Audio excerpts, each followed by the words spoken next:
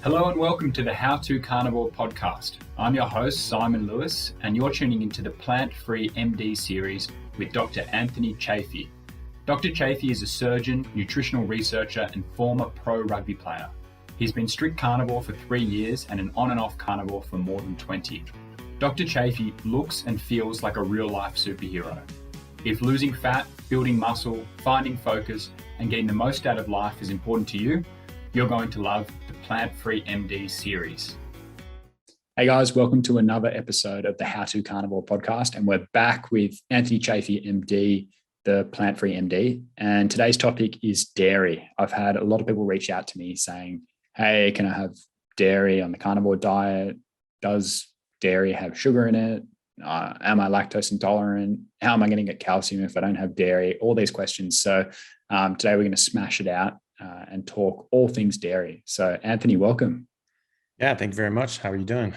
Good, man. Very good. Now, I've never seen you guzzling down a carton of milk on your Instagram. Is this something you do, or what's going on? No, very, very, very rarely. Like I used to love milk, and I do love milk, but it has enough lactose that this is going to cause a problem. It's going to cause an insulin blood sugar spike and an insulin spike, and that's just not what you want. It kicks you out of your primary metabolism. It starts making you glucose driven, as opposed to running on all of your different energy sources, such as blood sugar, glycogen, and ketones.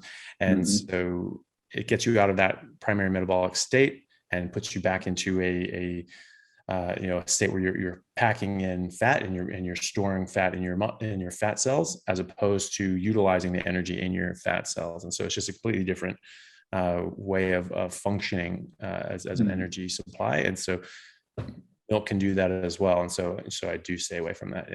Yeah, because even though dairy is an animal product, it's got lots of fat, protein, but it also has a lot of carbohydrates. It's got sugar in it. Yeah. The lactose sugars is it's a disaccharide, meaning that it's a combination of glucose and galactose just stuck together, and that gets broken down into glucose and galactose, as you would imagine. So that raises your blood sugar. It's not as bad as fructose. Like from fruit and honey. Certainly wouldn't touch that, but it is bad for your body and your metabolism, and it bumps up your insulin as well. So high blood sugar is damaging, and this kills you. This is what part of what kills diabetics, by glycation, the glucose molecules physically fusing to various molecules. But then in response to that, your body raises insulin, which is protective against this high blood sugar, but it also causes a myriad of problems that you really don't want, and cause huge harm. So yeah, it's definitely best to be avoided every now and then. Fine, but there's this idea that you need to eat carbohydrates and go back and forth because you want to be metabolically flexible. That has absolutely no basis in reality or science and evidence. So I was just talking to Professor Ben Bikman of BYU, who is a biochemist and professor of bioenergetics at BYU, has been studying insulin in the body for over 15 years, and asked him that very specifically, because I always thought it was a bit rot, but I asked him, and I was like, what are the hard facts on this? He's like, absolutely not. It doesn't matter. And he went through the exact biochemistry of it and what happens and how this stuff looks and how it can seem like that, if you haven't eaten carbohydrates, you've been out of that state for a while.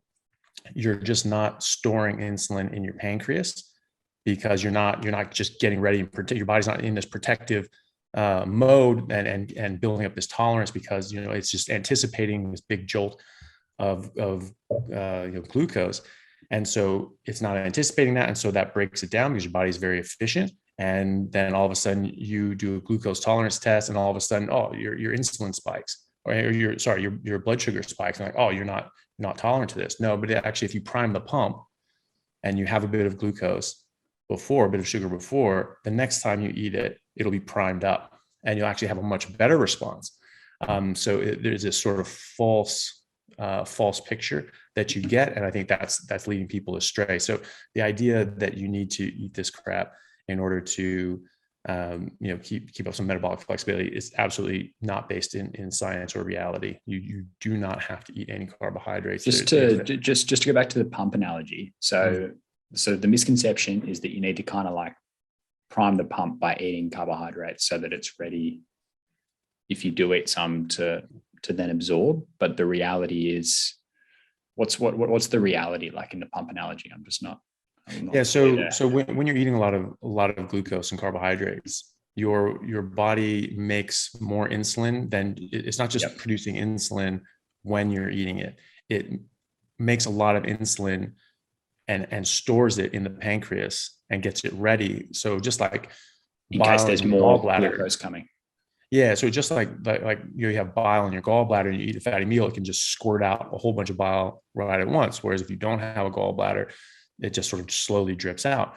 It's a little different than that because you don't have insulin slowly dripping out. You will come out in a very controlled manner.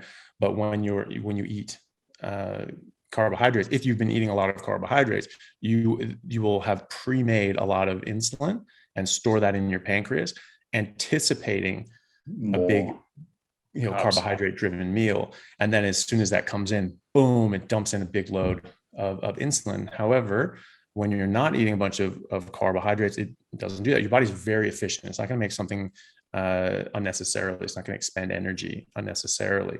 Because you expend energy unnecessarily, you die off. Your species doesn't survive because everything is so tightly controlled in the wild that you have to be very, very careful. And so when you're not eating carbohydrates, your body's just not making a whole bunch of insulin in preparation for a big glucose rich meal. And so that first hit, you will get an insulin response. Your body will get this stuff down, but that initial hit of glucose will raise your blood sugar more than in other times. But if you take some, drink some milk even, or something like that, take in some carbohydrates, a couple of days before you take this glucose tolerance test, you'll actually get a better response than anyone else because you're actually you have no insulin resistance, you have no metabolic issues with that. It's just that you don't have this insulin ready to go unless you sort of prime the pump, as it were. So there's no such thing as this metabolic inflexibility or flexibility. You're always going to be flexible. These are processes that exist in your body and will continue to exist. In fact, you get inflexible when you eat a bunch of carbohydrates because that shuts down your body in so many different ways and causes disease in all sorts of different ways.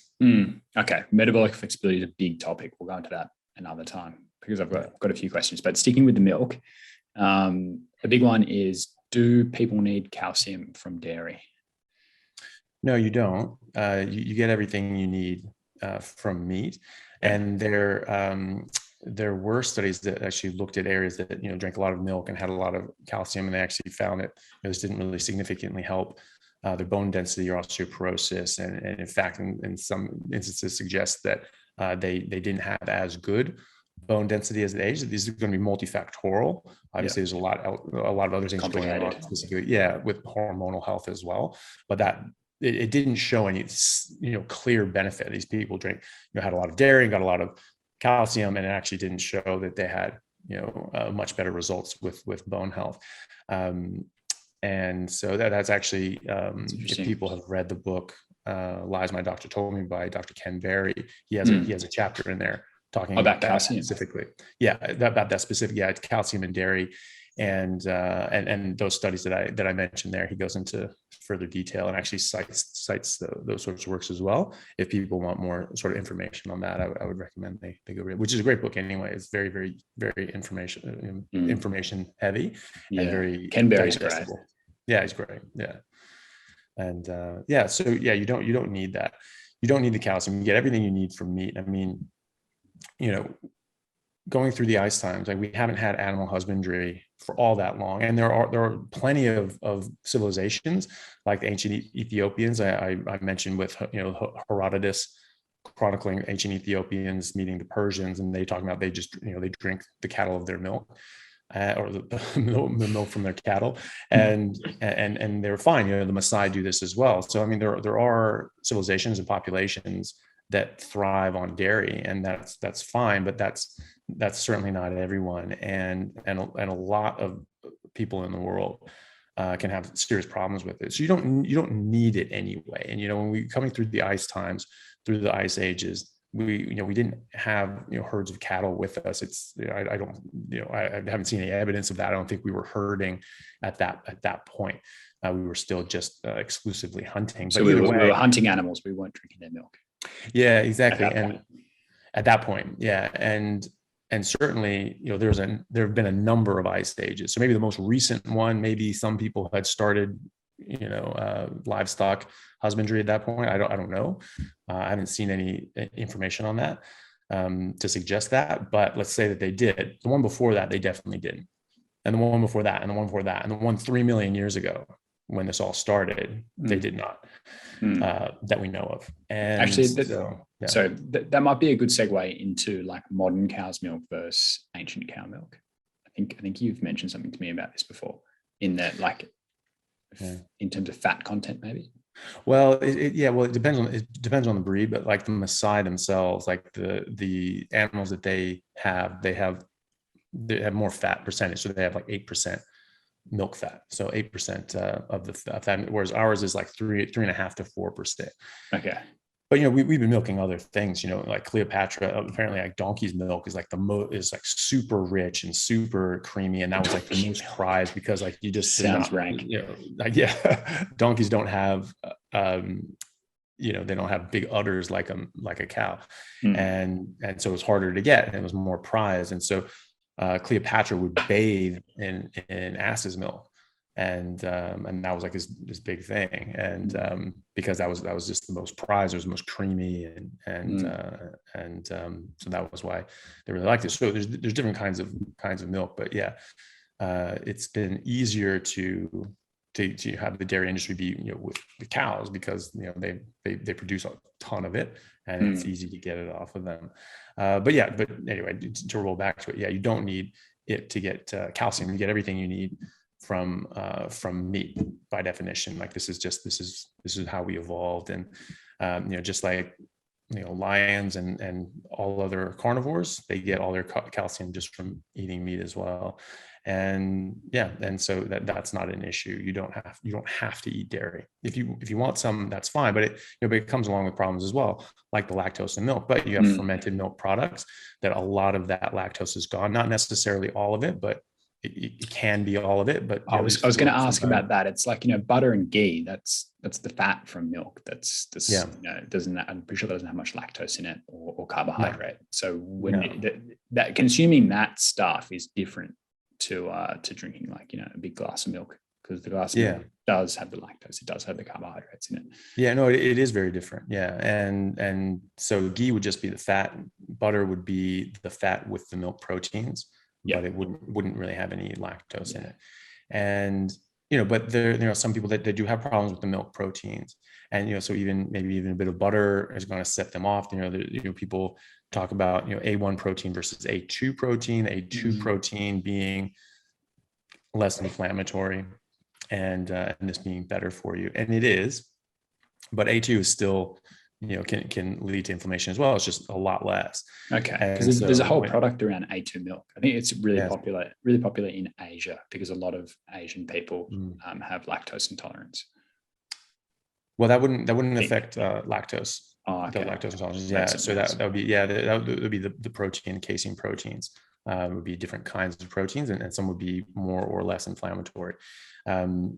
And so there is A2 milk out there. You can buy it in the store. I've seen it regularly, and it is better. It causes less inflammation, but it still causes it a bit. And so if you're sensitive to this, that can be a problem. So I always caution people with autoimmune diseases to be very wary of dairy, especially early on when they're still quite unwell, and they might have leaky gut, and things are getting through more easily than they would otherwise. They can have more of a problem, and to really avoid dairy. A lot of people with autoimmune issues can't really handle dairy in any form, and so it's just to be mindful of that. And I always recommend people just go pure as a driven snow for at least 2 weeks, if not a month, and then maybe try something, adding something back in and seeing, and then all of a sudden you have eggs and you're like, whoa, that doesn't work for me. Or you try in, a glass of milk and you just sort of feel a bit crummy and it's not where you want to be. So, don't use it, or even cheese and yogurt and butter. But yeah, they can be pro-inflammatory. The other problem with dairy is that, whenever you talk about, like, yes, dairy is okay, but it's not, but you don't have to have it. And it's not optimal, because it doesn't have all the nutrients that you need. Meat is the meal. Meat is what is going to give you all of your requisite nutrition. And if you're drinking a bunch of milk or a bunch of dairy products, first of all, you're going to be getting lactose, which is going to raise your insulin, which is going to disrupt your hunger signaling pathways, and you're going to be hungry and you're going to overeat anyway. Okay, so that's something that you don't want to do, because it's going to block leptin, and leptin tells your brain that you're full from stretched receptors in your stomach. But most importantly, and more abundantly, it comes from your fat cells. And so your brain knows how much fat you have and how much energy you have in reserve. And so now you have blocked your leptin, and your brain thinks you're out of energy. And now your blood sugar is dropping because your insulin's up. And then your brain gets a panic signal that says, hey, if you don't eat, you're going to die, because you don't have any leptin, so you don't have any fat, and your blood sugar is dropping. So that's why people get very, very upset and agitated. Yeah. And so you can get that with milk, you can get that with lactose. And so to be mindful of that, but also you're just not going to get all the nutrients. And so you're still going to want to eat meat. And so this can, have you eat more than you may want, causes inflammation, which causes you to retain water, causes all these other problems as well. And so a lot of people actually will end up putting on weight, or stalling their weight loss, or maybe not getting the same amount of weight loss that they normally would. I've seen this, with my brother when he did this early on, because I tell people this, and I try to tell them, like, only use this as a condiment, have it very sparingly, only really eat the meat, melt some cheese on the meat if you want, maybe put a dollop of sour cream on some, ground beef, but like really, that's it. It should just be a condiment used sparingly. And people hear that and go, oh, okay, I can have dairy. And they'll just start eating blocks of cheese, drinking tons of milk, and just eating just buckets of plain yogurt. Yeah. And then they have problems. My brother ran into this because he was one of these people that sort of, just heard that dairy was okay and didn't hear the use sparingly part of it. And he started eating just a ton of dairy and drinking a lot of milk because it's good. It tastes delicious, and you get carb addicted as well. This is part of that cycle, and you'll end up overeating. So he ended up gaining back all the weight that he lost, initially from going carnivore. And so he just realized, he's like, I cannot have dairy. He'll very rarely now, but he doesn't have it like that. And so it's like every now and then he'll use it as a condiment. And I've had the same experience. Like I was like, okay, cool. Dairy's good for you. I'll get into the made by cow, and I've guzzled it. Yeah. And for me, it just put on weight really quickly, and I can't stop. And it doesn't make me, made by cow particularly, I love it. It tastes so good. It doesn't make me feel sick or anything like that. But in terms of just putting on fat, probably a little bit of muscle because there's heaps of protein in there, but just a lot of fat. It's not what most people want. Maybe if you're like 14 and you're trying to be a front rower in rugby and you're trying to put on like 10 kilos in 2 weeks, it will actually, I reckon that's the best thing you can do. But most people I speak to aren't trying to put on weight, definitely not trying to put on fat. Yeah.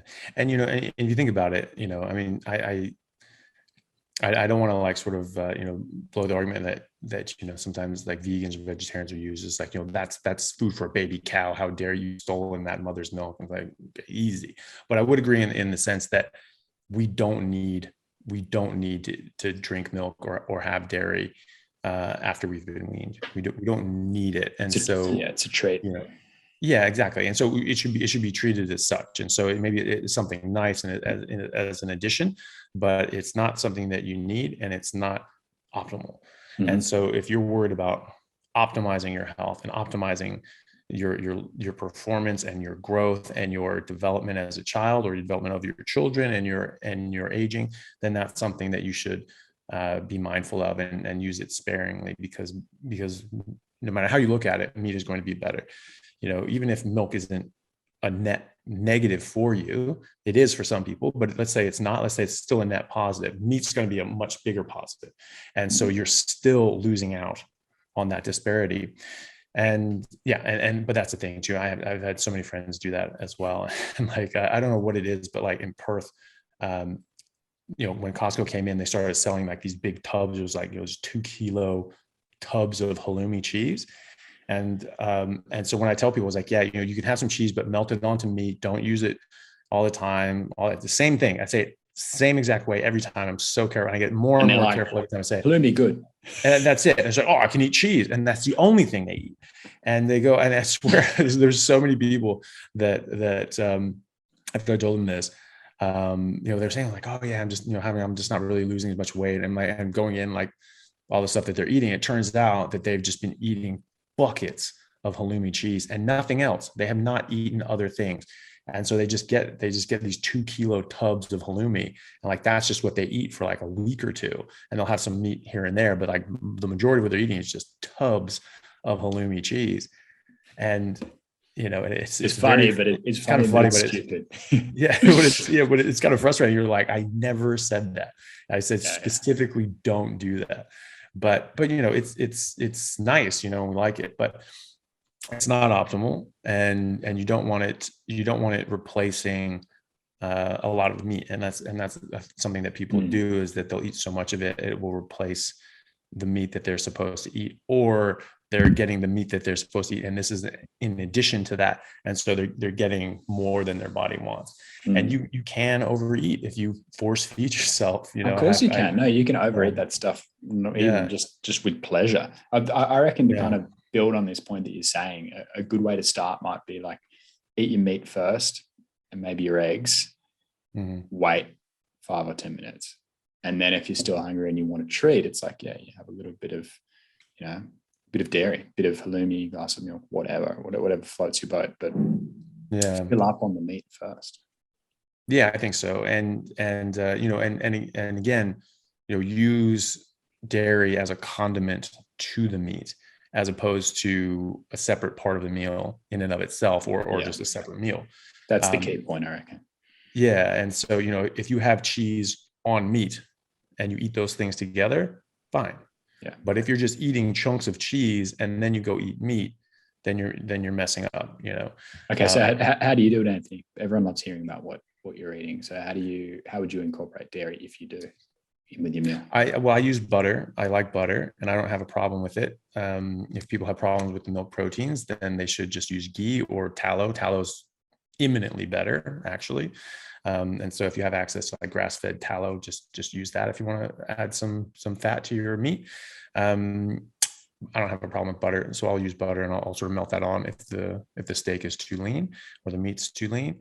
That's pretty much all the dairy I use at all. Just butter and ghee. That's it. Yeah, and I generally don't buy cheese. These things are they are addictive because you do enjoy them, and so like if you buy a bunch of cheese, you just also go, oh, that's good. You want to cut off a chunk of cheese and just snack on it. I don't like snacking. I think that if I'm hungry enough to snack, it means I'm hungry enough to eat, and I should have a meal of meat, and I should just get it over with. And so, and when you're in that sort of snacky phase and you just kind of want to eat something, that means you're hungry and you should eat. Have a meal. But B, if you don't then eat, then you're going to eat, stupid things that you probably shouldn't eat.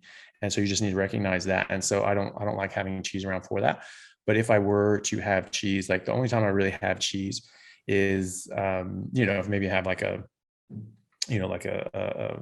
meat board or something like that. And there'll be little slices of cheese with the meat. I'll eat those together. But that's very rare. Like there's, my or melted on burgers. I've tasted exactly. melted on burgers. And so I'll melt things on burger patties, and that's it. So nice. So those would be the only times I'd really have cheese. And then sometimes I'll get some sour cream and put it on, again, like hamburger meat, and just sort of stir fry it up and then put some of that on there, maybe some cheese in there as well. But very rarely, but it's always as a condiment. It's always on meat. And so it's never by itself. I saw my parents they were first doing this, my mom was cooking some meat, had like a roast in the oven, and it wasn't going to be done for a while.